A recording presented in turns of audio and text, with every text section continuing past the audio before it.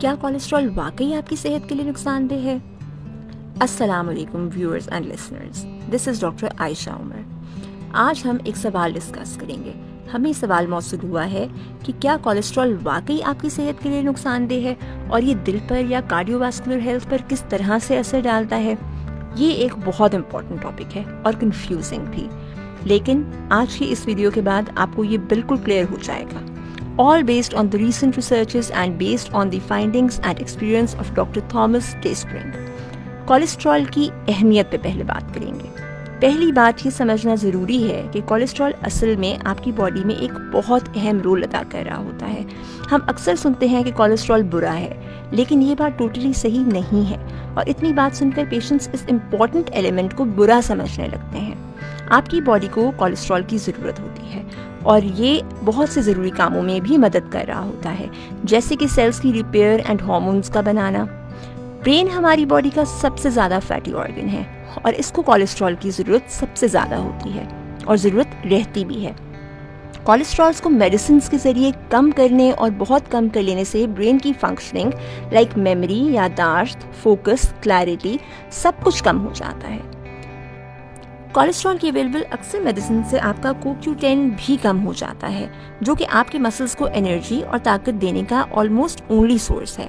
Cholesterol की medicine लेने वाले लोग इसलिए अक्सर ही थकावट की शिकायत करते हैं और एक्सर्शन नहीं कर सकते, क्योंकि उनका CoQ10 कोलेस्ट्रॉल की मेडिसिन की वजह से वाइप ऑफ हो रहा होता है। फिर इसके लिए एक दूसरी मेडिसिन बेची जाती है जिससे CoQ10 को बेहतर बनाने की कोशिश होती है, जो कि आर्टिफिशियल तरीका है। पहले नेचुरल CoQ10 को मेडिसिन के जरिए वाइप ऑफ कर दिया और अब उसको आर्टिफिशियली ड्रग्स के जरिए बढ़ाने की कोशिश करना समझ से बाहर है। आपके जिस्म को जितना कोलेस्ट्रॉल रिक्वायर्ड होता है उसका 80% तो बॉडी खुद बना रही होती है। फिर आप मेडिसिन से क्या अचीव करना चाहते हैं? अब बात करते हैं LDL की, यानी लो डेंसिटी लाइपोप्रोटीन्स, जो अक्सर बैड कोलेस्ट्रॉल कहलाता है, लेकिन असल में LDL इतना बुरा नहीं है जितना इसको डेमोनाइज किया गया है। ये आपकी बॉडी में विटामिन्स को प्रोड्यूस करता है, बॉडी का डिफेंस मैकेनिज्म और स्ट्रॉन्ग और इंटैक्ट रखता है, जिसकी वजह से बॉडी पर वायरसेस और इन्फेक्शंस के अटैक्स नहीं हो पाते। इसको बहुत ज़्यादा कम करना भी सही नहीं होता, क्योंकि इसको अल्लाह ताला ने बॉडी में कई ज़रूरी काम दिए हैं जो ये कर रहा होता है।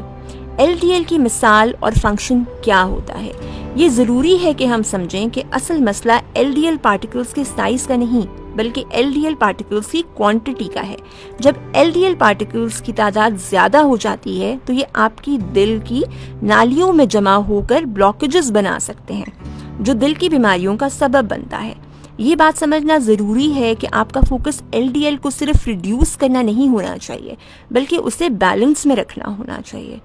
LDL का एक ज़रूरी रोल होता है आपकी बॉडी में और ये आपकी हेल्थ को प्रोटेक्ट करता है। VLDL और ट्राइग्लिसराइड्स क्या होते हैं? अक्सर लोग LDL और VLDL के फ़र्क को नहीं समझते। VLDL very low density lipoproteins असल में वो पार्ट हैं जो आपकी बॉडी के लिए ज़्यादा ख़तरनाक है। ये ट्राइग्लिसराइड्स को बॉडी में डिस्ट्रीब्यूट करता है, जो असल में आपकी लिपिड हेल्थ के लिए एक ज़रूरी मार्कर है। जब ट्राइग्लिसराइड्स की लेवल बढ़ जाते हैं तो ये LDL और HDL रेशियोज़ को भी ख़राब करती है। असल में ट्राइग्लिसराइड्स को कंट्रोल करने से आप अपने LDL और HDL को भी बैलेंस में करते हैं। आपने अक्सर सुना होगा खून में चर्बी। ये चर्बी असल में ट्राइग्लिसराइड्स होते हैं, जो बढ़ जाने पर भी बहुत सी बीमारियों की वजह बनते हैं। ट्राइग्लिसराइड्स का हाई लेवल आपकी दिल की सेहत के लिए ज़्यादा खतरनाक हो सकता है, इसलिए आपका फोकस उन्हें कंट्रोल करने पर होना चाहिए। अगर आप अपने ट्राइग्लिसराइड्स को कम करते हैं तो आपका LDL और HDL ऑटोमेटिकली इंप्रूव हो जाता है। अब लिपिड रेशियोज की क्या अहमियत है? लिपिड पैनल में एक ज़रूरी चीज़ है जो आपको देखनी चाहिए और वो है HDL टू ट्राइग्लिसराइड्स रेशियो। ये रेशियो आपकी ओवरऑल लिपिड हेल्थ के लिए बहुत अच्छा इंडिकेटर होता है। अगर आपका HDL which is the good cholesterol ज़्यादा है, ट्राइग्लिसराइड्स कम है, तो ये आपके लिए अच्छा है। LDL और HDL के दरमियान जो बैलेंस होता है उसे भी देखना ज़रूरी होता है, लेकिन जो सबसे ज़रूरी मार्कर है वो है ट्राइग्लिसराइड्स को कंट्रोल में रखना। ट्राइग्लिसराइड्स को कंट्रोल में रखने से आप अपने LDL HDL रेशियोज़ को भी ठीक रख सकते हैं। सो कंक्लूजन अगर हम यहाँ पे दें तो वो क्या होगा?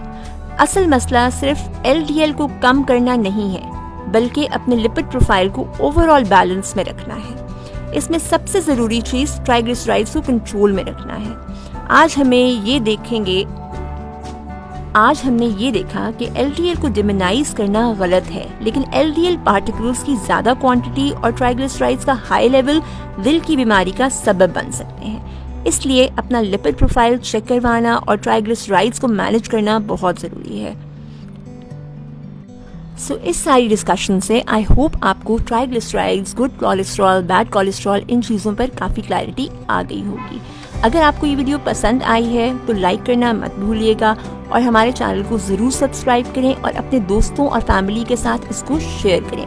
और कोई भी सवाल आपको इससे रिलेटेड है तो आप कमेंट्स में वो पूछ सकते हैं। और कमेंट्स में हमें ये भी बताएं कि कौन से और हेल्थ टॉपिक्स के बारे में आप वीडियोज़ देखना चाहते हैं। आपकी अपनी हेल्थ से रिलेटेड कोई भी क्वेश्चन हो या कोलेस्ट्रॉल के बारे में कुछ भी जानना चाहते हो तो कमेंट करके ज़रूर पूछिएगा। Okay, thank you so much. अल्लाह हाफ़िज़।